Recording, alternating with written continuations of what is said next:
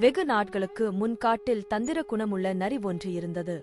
அந்த நரி எப்போதும் தன் புத்திசாலித்தனத்தால் கண்ணிமைக்கும் நொடியில் மற்ற விலங்குகளை பிடித்து தனக்கு தானே விருந்து வைத்துக் கொண்டிருந்தது.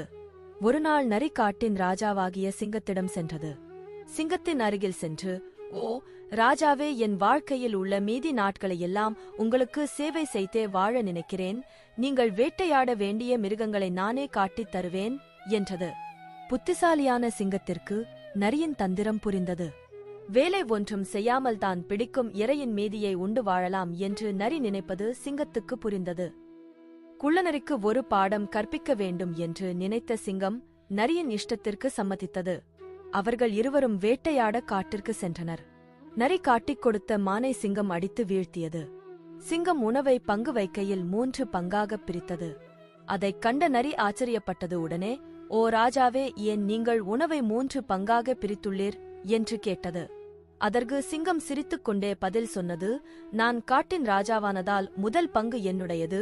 இந்த இரையை பிடித்ததும் நான்தான், அதனால் 2வது பங்கும் என்னுடையது." உடனே நரி 3வது பங்கு கிடைக்கும் என்று நினைத்தது. ஆனால் சிங்கம் சொன்னது, "நீ காட்டின் பிரஜை, அதனால் நீ இந்த காட்டின் ராஜாவாக எனக்கு வரி செலுத்த வேண்டும். எனவே அதற்கு இந்த 3வது பங்கும் என்னுடையதாக இருக்கும்" என்று சொன்னது. சிங்கம் தனக்கு ஒரு பாடம் கற்பித்து விட்டது என்று நரிக்குப் புரிந்தது. எனவே தன்னுடைய உணவை தானே தேட வேண்டும் என்று முடிவெடுத்தது. நீதி: ஏமாற்றுபவன் அதன் பலனை அனுபவிப்பான்.